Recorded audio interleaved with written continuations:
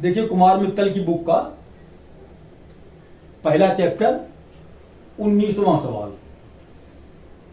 पहला चैप्टर है विद्युत आवेश एवं क्षेत्र, उसका 19वां सवाल ये है।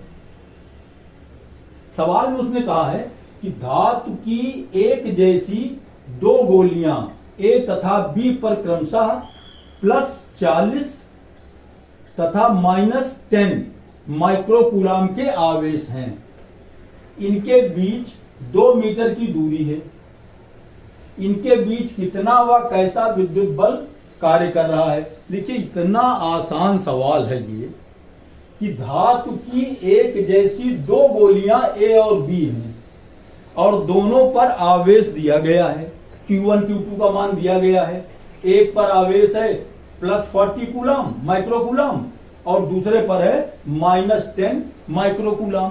तो चलिए हमने बना लिया, एक गोली ये हमारी हो गई ए और ये दूसरी गोली हो गई बी।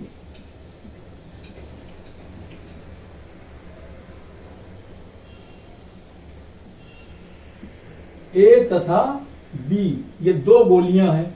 एक पर है +40 माइक्रोकूलाम और दूसरे पर है -10 माइक्रोकूलाम। इनके बीच की दूरी कह रहा है कि 2 मीटर है।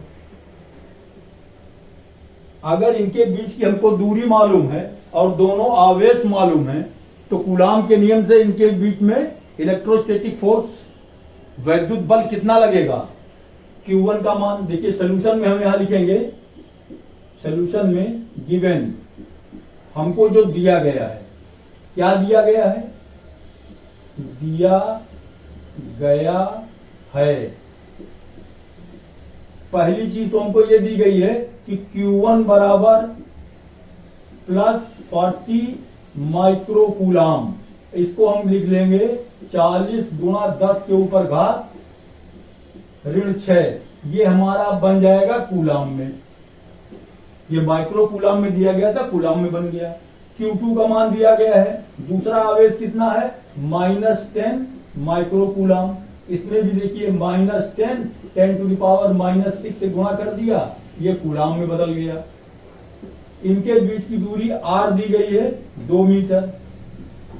तो वैद्युत बल कितना लगेगा कूलाम के नियम के अनुसार, कूलाम के नियमानुसार। देखिए इस सवाल को हमको होमवर्क में दे देना चाहिए था। होमवर्क में दे देते, आप लगाते। मैं लगा दे रहा हूं। कोशिश आप ये कीजिए कि इस सवाल को बिना देखे खुद एक बार आप लगाइए। अगर नहीं आता है तब आप वीडियो देखिएगा। मैं डाटा आपका बेमतलब बेवजह खर्च नहीं कराना चाहता कि आप फालतू डाटा अपना खर्च कीजिए। आप सवाल देख लीजिए, अगर पढ़ करके आपको लगे कि हाँ ये सवाल हम लगा लेंगे और रफ में तुरंत लगा लीजिए, उसी समय छोड़िए मत कि लगा लेंगे। वादा नहीं करना चाहिए सवालों में। जो भी हमारे सामने सवाल आए हम उसको लगा लें एक बार। 2 फायदे होंगे, एक तो हमारी प्रैक्टिस की प्रैक्टिस हो जाएगी और दूसरा ये पता लग जाएगा कहीं हम गलती तो नहीं कर रहे हैं। तो आप लगाइएगा जरूर सवाल। देखिए कूलाम के नियम के अनुसार फोर्स कितना होता है 1/4πε0 Q1 Q2/r²। 1/4πε0 का मान 9×10⁹।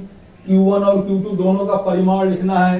कूलाम के नियम में Q1 और Q2 का मान जो लिखा जाता है वो प्लस माइनस नहीं लिखा जाता, वो केवल उसका परिमाण लिखा जाता है, माइनस से कोई मतलब नहीं रहेगा। ये जान लीजिए। ये 40 माइक्रोकूलाम है, 40 10 के ऊपर घात ऋण 6 हो गया, गुणा 10 है, 10 गुणे 10 के ऊपर घात ऋण 6 हो गया। उनके बीच की दूरी कितनी दी गई है 2 मीटर। तो 2 का स्क्वायर कर दिया, 2 दूनी 4। बस इसी को कैलकुलेट कर लेना है, सवाल हल हो जाएगा। देखिए 2 से दिए 2 दूनी 4 नीचे है, 4 दहम 40 ही कट दिया, 10 आ गया। बचा कितना देखिए, ये 9 बचा, गुणे 10 के ऊपर घात कितनी बची, ये 9 घात लिखी हुई है। ये 10 यहां लिखा हुआ है, इसका मतलब 1 घात। ये 10 1 घात लिखा हुआ है। ये -6 क्या हो जाएगा -12। बस हल हो गया सवाल। 9 इंटू 10 टू द पावर कितना हो जाएगा, 9 1 10 1 11, 11 धन में है और 12 ऋण में है तो -1 आएगा, या इसको हम कह सकते हैं 0.9 न्यूटन, 0.9 न्यूटन हो गया, यही आंसर हो गया। अब देखिए इसमें एक पार्ट और दिया गया है, उसको हमने लिखा नहीं है बोर्ड पे। उसने ये कहा है कि इन दोनों आवेशों को परस्पर स्पर्श कराया गया। समझिए सवाल को, इन दोनों आवेशों को परस्पर स्पर्श कराया गया है। स्पर्श कराने के बाद पुनः उनको 2 मीटर की दूरी जो पहले थी उसी दूरी पर रखा गया। तो अगर इनको हम स्पर्श कराएंगे तो क्या होगा, देखिए स्पर्श कराने के बाद, स्पर्श कराने पर क्या होगा, जितना आवेश है, पहले हम निकाल लें कुल आवेश कितना है। तो देखिए ये धन 40 है, ये ऋण 10 है, जब दोनों को जोड़ेंगे तो कितना आएगा, स्पर्श कराने पर कुल आवेश बराबर कितना होगा, 40 ऋण 10। ये ध्यान रखिएगा, ये 40 धन में है और 10 ऋण में है, 40 प्लस में है और 10 माइनस में है। जब जुड़ेगा तो कितना आएगा, ये हमारा आएगा 30 माइक्रो कूलाम। जब दोनों को हम स्पर्श कराएंगे तो कुल आवेश कितना हो जाएगा, 30 माइक्रो कूलाम। ये 40 धन में है और 10 ऋण में है, तो 40 में से 10 घटा देंगे, 30 बचा। अब यही कुल आवेश दोनों गोलों पर बराबर बराबर बढ़ जाएगा। तो अब स्पर्श कराने के बाद ए और बी पर आवेश कितना हो जाएगा, इसका आधा 15 माइक्रो कूलाम हो जाएगा ए पर और 15 माइक्रो कूलाम हो जाएगा बी पर। स्पर्श कराने पर गोले ए तथा बी पर नया आवेश, हम अपनी लैंग्वेज में लिख देते हैं, नया आवेश 15 माइक्रो कूलाम तथा 15 माइक्रो कूलाम। ए तथा बी पर नया आवेश 15 माइक्रो कूलाम तथा 15 माइक्रो कूलाम होगा। अतः उनके बीच लगने वाला बल, अतः उनके बीच लगने वाला वैद्युत बल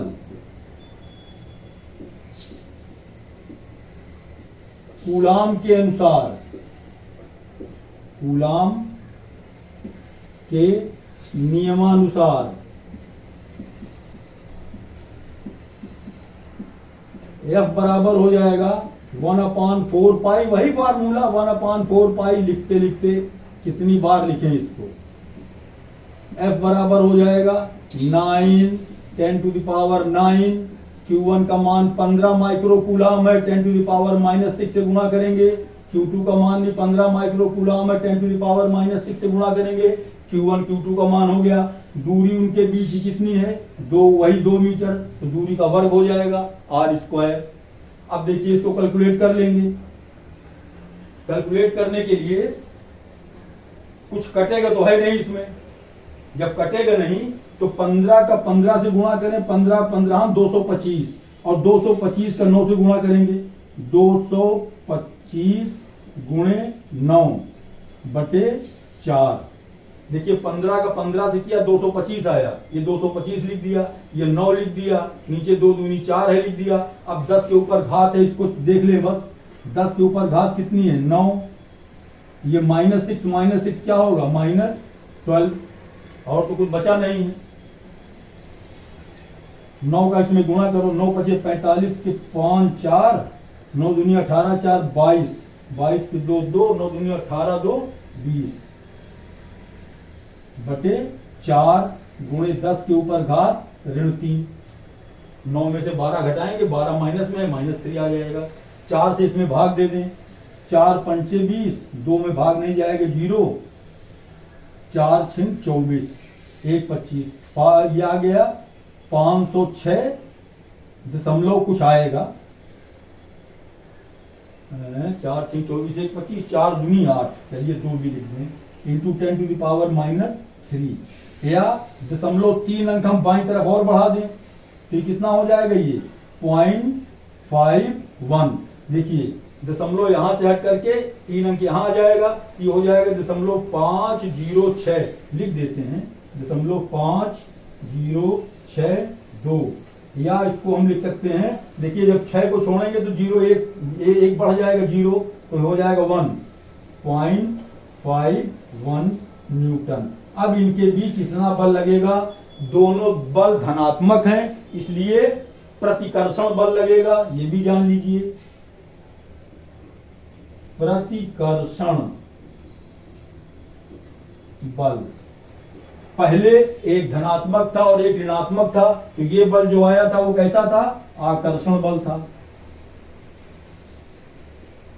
एक प्लस में था और एक माइनस में, तो क्या होगा, आकर्षण बल होगा। अब की बार दोनों प्लस में हो गए हैं, क्योंकि 40 में से 10 घटाया, 30 धन में आया है, यही 30 दो भागों में बटा है 15-15, तो दोनों धनात्मक हैं, इनके बीच प्रतिकर्षण बल कार्य करेगा। इसमें तीसरा पार्ट सवाल में उसने और पूछ लिया है, आप अपनी बुक में सवाल देख लीजिएगा कुमार मित्तल में, तीसरा पार्ट और क्या है, कह रहा है कि इसमें से एक गोली को अगर पृथ्वी से स्पर्श करा दिया जाए तो उनके बीच बल कितना होगा। अरे भाई, जब उसको हम पृथ्वी से स्पर्श करा देंगे तो उस गोली का सारा आवेश पृथ्वी में चला जाएगा, उस पर आवेश शून्य हो जाएगा, इसलिए कोई बल कार्य नहीं करेगा। समझ लीजिए इस चीज को कि जब एक गोली को हम पृथ्वी से स्पर्श कराएंगे तो जिस गोली को स्पर्श कराएंगे उसका सारा आवेश पृथ्वी में चला जाएगा, तो उस गोली पर आवेश शून्य हो जाएगा, इसलिए उन दोनों के बीच कोई बल कार्य नहीं करेगा। इस तरीके से आपका ये सवाल नंबर 19 मैंने अच्छी तरीके से समझा दिया है, लगा भी दिया है। कहीं कोई दिक्कत आएगी तो आप हमसे कमेंट बॉक्स में लिखिएगा, मैं आपको जो भी समस्या होगी उसका समाधान करूंगा। देखिए उसी कुमार मित्तल की बुक का ये 20वां सवाल है। सवाल में फिगर दी गई है, इस तरह का चित्र दिया गया है, 2 फिगर हैं, एक ए पार्ट में है, दूसरा बी पार्ट में है। सवाल में उसने ये कहा है कि ए बी सी ये 3 समान आवेश हैं। ए बी सी कैसे आवेश हैं, समान आवेश हैं। ए से बी के बीच की दूरी दी गई है 0.015 मीटर, ए से बी के बीच की दूरी, और बी और सी के बीच की दूरी दी गई है 0.010 मीटर। ये फिगर में साफ साफ बना हुआ है, लिखा नहीं है बुक में, सवाल में नहीं लिखा हुआ है, फिगर में ही उसने लिख दिया है कि ये दूरी इतना है, ये दूरी इतना है। ए पार्ट इस तरीके से फिगर बना हुआ है, बी पार्ट में फिगर इस तरीके से है कि एक आवेश ए यहां रखा है, बी यहां रखा है और सी नीचे रखा हुआ है, इस तरीके से। तो सवाल में उसने कहा है कि दोनों पार्ट में अलग अलग उसने पूछा है कि सी द्वारा बी पर कितना बल लग रहा है, जबकि ए और बी इन दोनों के बीच का बल दे दिया है, सवाल में दिया है।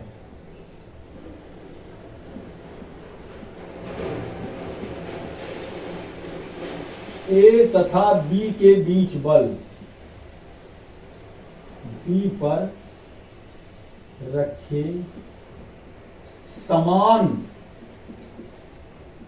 आवेशों पर, समान आवेशों के बीच लगने वाला बल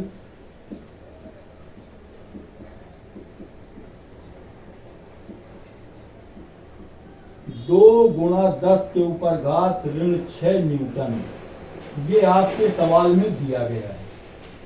ए और बी के बीच में इतना बल लग रहा है। ए बी सी तीनों पर आवेश बराबर हैं, समान आवेश हैं। तो ये बताइए कि सी द्वारा बी पर जो बल लग रहा है वो कितना होगा।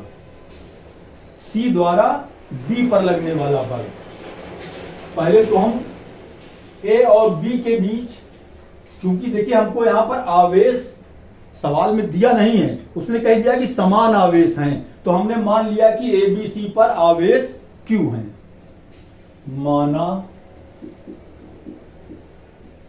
ए बी तथा सी पर प्लस Q आवेश हैं। ए पर भी प्लस Q है, बी पर भी प्लस Q है और सी पर भी प्लस Q है, तीनों पर आवेश समान है। तो ए और बी के बीच लगने वाला बल, ए तथा बी के बीच लगने वाला बल, वैद्युत बल साफ साफ लिख दीजिए, वैद्युत बल या ए द्वारा बी पर लगाया गया बल, ये भी आप कह सकते हैं, वो एक ही बात होगी। जितना बल ए बी पर लगाएगा उतना ही बल बी ए पर लगाएगा। ये दोनों बल आपस में क्या होंगे? बराबर होंगे। ए द्वारा बी पर जितना बल लगाया जाए, कितना लगाया जा रहा है? 2 × 10⁻⁶ न्यूटन। तो ए बी पर कितना बल लगा रहा है? 2 × 10 के ऊपर घात ऋण 6 न्यूटन का, और बी ए पर भी इतना ही बल लगा रहा है। तो लगने वाला बल F बराबर क्या होता है कूलाम के नियम से?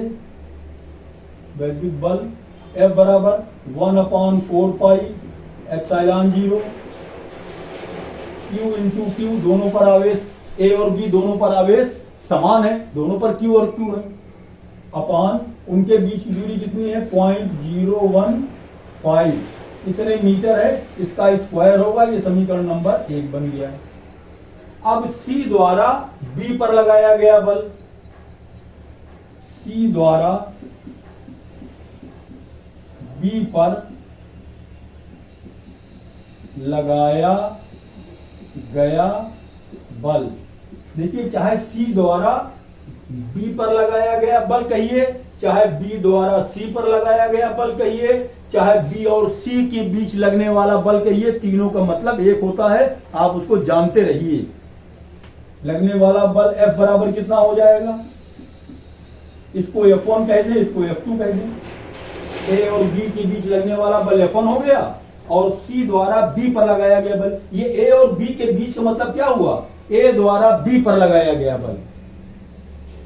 F2 क्या होगा? 1/4 पाई एप्सिलॉन 0, आवेश तो वही है तीनों पर, Q × Q, दूरी कितनी है? 0.01, बाद वाला 0 लिखने का कोई तुक नहीं है, इतना हो गया। ये समीकरण नंबर 2 हो गया।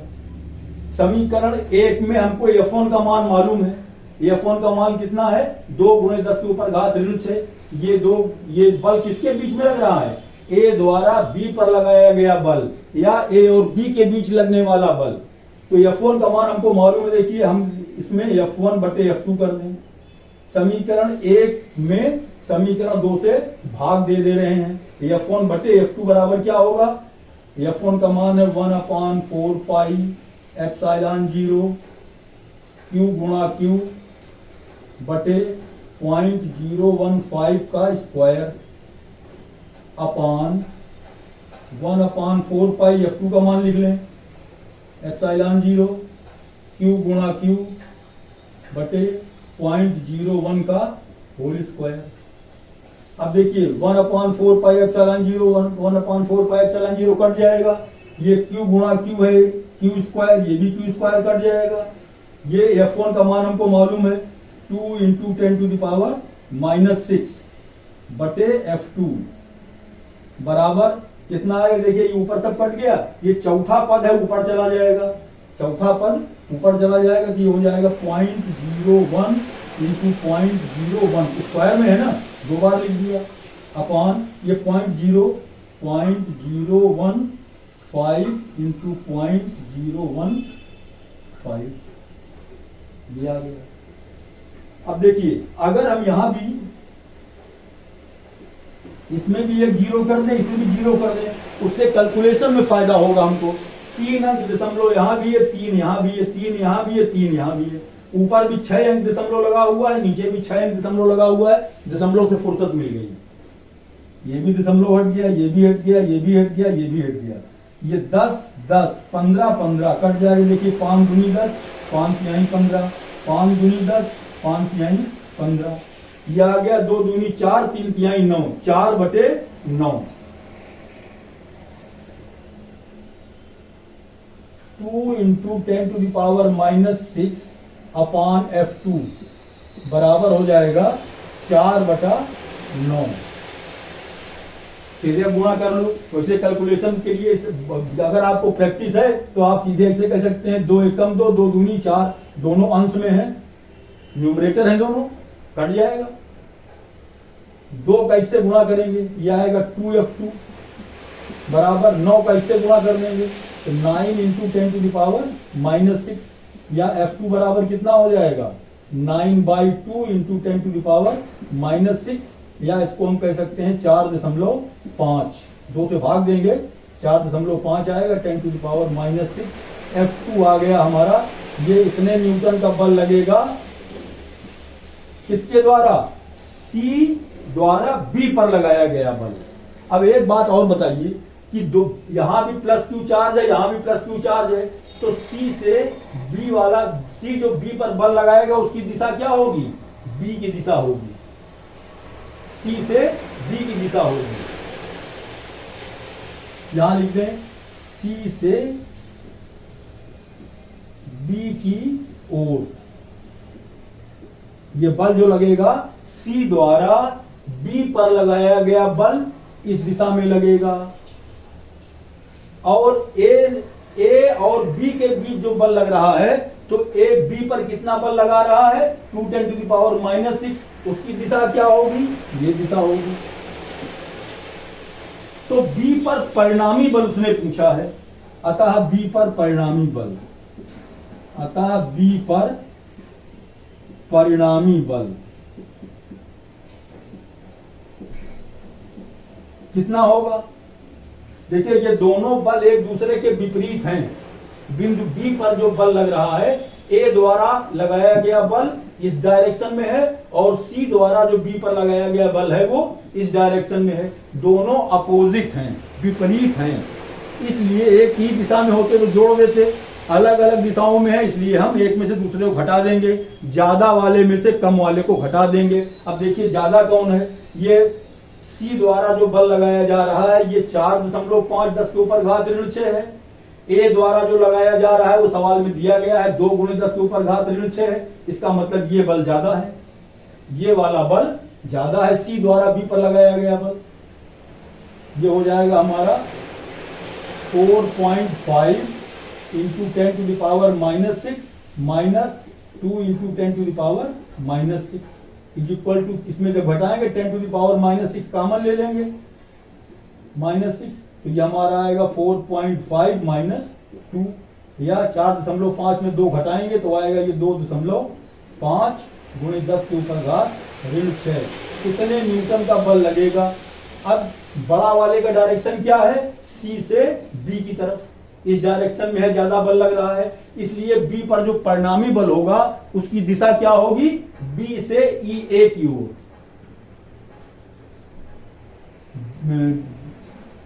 B पर लगने वाला बल, B पर लगने वाले परिणामी बल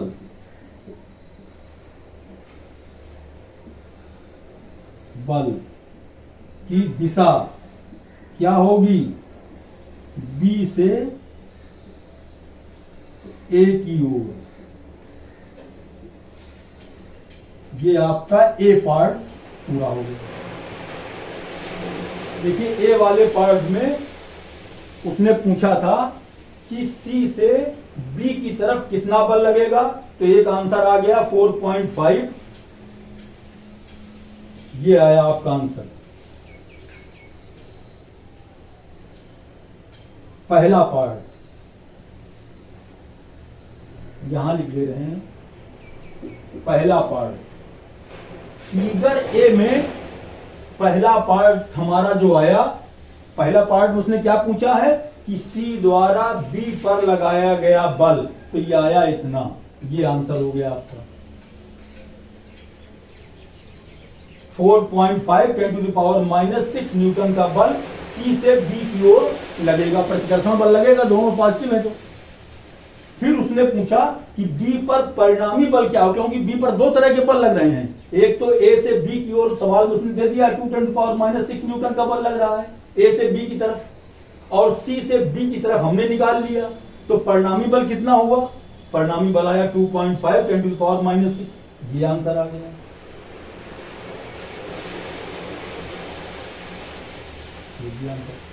दो पार्ट उसने पूछा है, दोनों पार्ट हमने लगा दिए। अब फिगर बी की बात करेंगे। ये वाला फिगर, हाँ बी वाला फिगर, तो मेरी समझ से ये मैंने अच्छी तरीके से समझा दिया, इसमें कोई दिक्कत नहीं होनी चाहिए। अब देखिए बी, जो फिगर बी है, इसके लिए थोड़ा सा हमको इसको साफ करना पड़ेगा। साफ करने के लिए देखिए, जब फिगर बी के लिए कठिन नहीं है, बिल्कुल लगा हुआ सवाल है। फिगर बी जो है, बी वाला चित्र जो बना हुआ है, वो बिल्कुल आसान है। बी पार्ट इसका जो है, ये फिगर जो बनी हुई है इसके लिए। अब ये बताइए, सी द्वारा बी पर लगाया गया बल, बिंदु सी पर स्थित आवेश, बिंदु सी पर स्थित प्लस क्यू आवेश द्वारा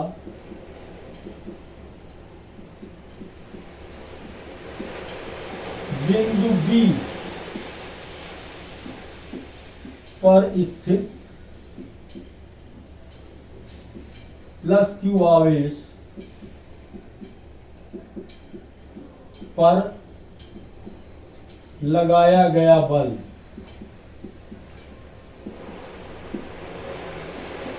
कितना होगा? जरा सा अगर आप दिमाग लगाएंगे तो सवाल में लगाने कुछ नहीं है इसमें। अच्छा ये बताइए, जब ये बी और सी, इन पर आवेश, यहां भी क्यू है, यहां भी क्यू है, इनके बीच की दूरी 0.010 मीटर दी गई है। यहां भी देखिए बी और सी वही आवेश हैं, आवेश इसमें भी वही क्यू प्लस क्यू है, दूरी वही है। तो क्या सी को अगर दूरी वही है तो नीचे रख देने पर कोई बल में अंतर आएगा क्या?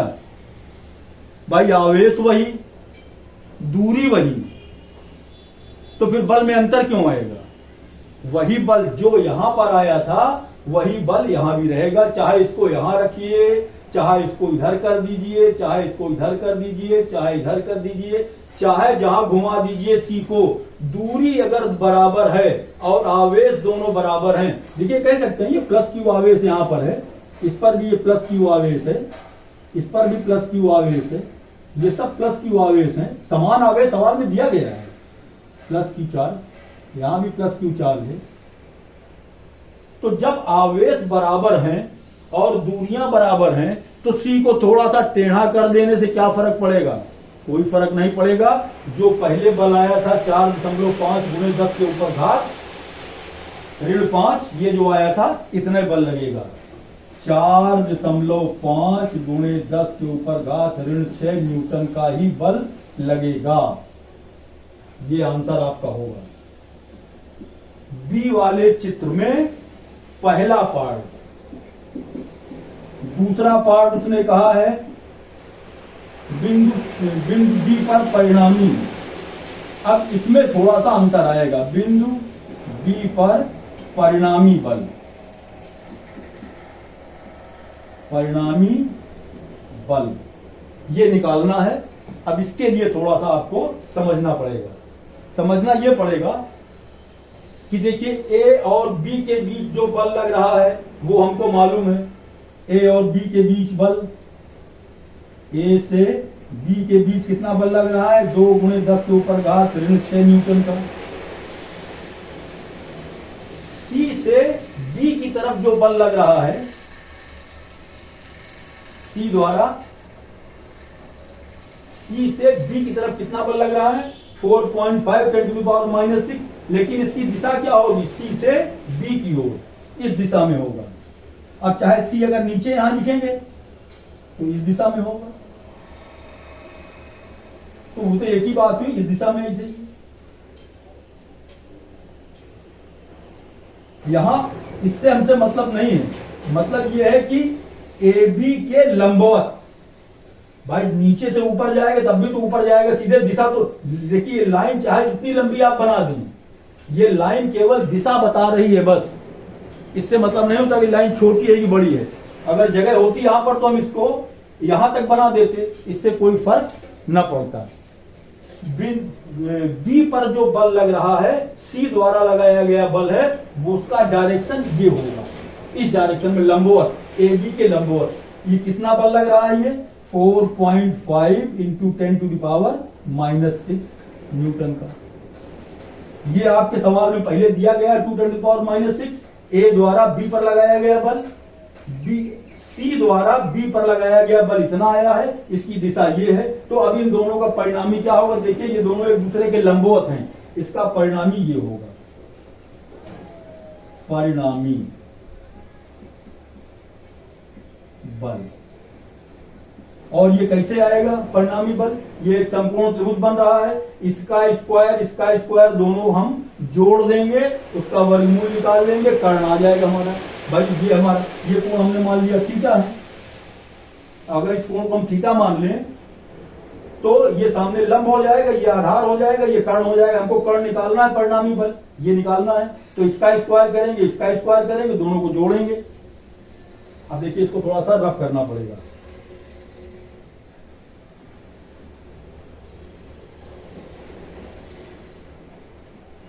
परिणामी निकालने में देखिए दिक्कत कुछ नहीं, बहुत आसान है, क्या दिक्कत है इसमें। अरे ए से बी के बीच जो बल लग रहा है उसकी दिशा ये होगी, दोनों धनात्मक है, ए द्वारा इस पर प्रतिकर्षण बल लगेगा, इस तरफ लगेगा ए से बी की तरफ, तो हमने ए से बी की तरफ बना दिया। सी और बी इनके बीच दोनों प्लस चार्ज हैं, प्रतिकर्षण बल लगेगा, सी बी पर बल लगाएगा इस डायरेक्शन में ऊपर की तरफ, तो बस इसके लंबवत हो गया। अब परिणामी बल हम यहां निकाल ले, देखिए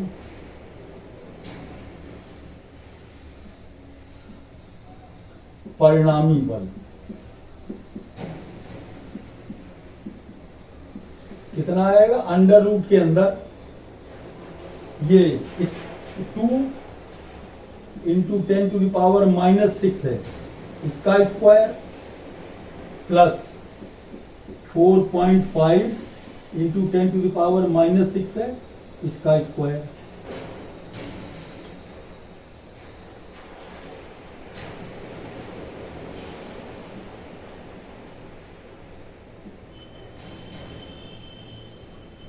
देखिए इसका और इसका दोनों का हमने अलग अलग वर्ग किया, स्क्वायर किया और दोनों को जोड़ दिया, उसका वर्गमूल निकाल लिया, वही हमारा परिणामी बल कर्ण आ जाएगा।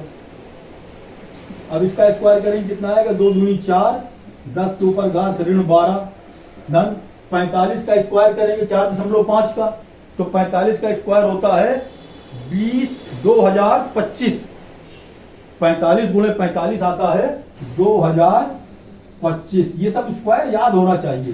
45 4.5 का जब 4.5 करेंगे 2 अंक दशमलव आएगा, ये दशमलव यहां लग जाएगा, गुणे 10 के ऊपर घात ऋण 12, ये अंडर रूट में आएगा, बराबर। देखिए 10 के ऊपर घात ऋण 12, दोनों में हम कॉमन ले लें, 10 की घात ऋण 12 हमने कॉमन ले लिया, तो क्या बचेगा यहाँ 4 धन 20.25। 10 के ऊपर घात ऋण 12 का वर्गमूल निकालेंगे, 10 के ऊपर घात ऋण 6 आएगा, ये अंडर रूट के अंदर हमारा हो जाएगा 20 और 4 24, 24.25।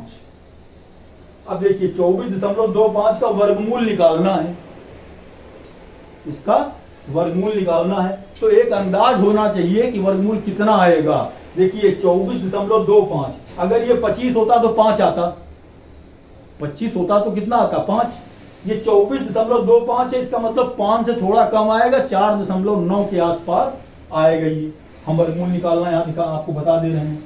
देखिए 24.25 है, जब वर्गमूल निकालेंगे तो इसका जोड़ा बन जाएगा ये 2 4 का, तो चला जाएगा 4 से, 4 चौक 16,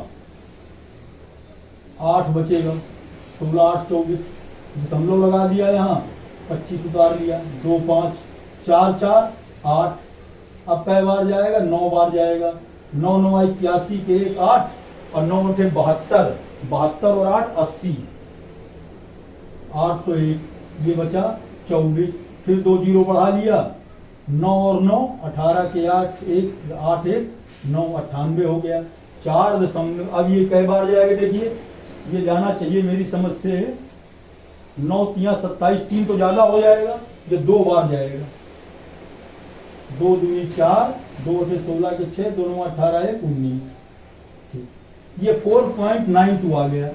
4.92 into 10 to the power -6 newton का बल लगेगा, जो परिणामी बल होगा।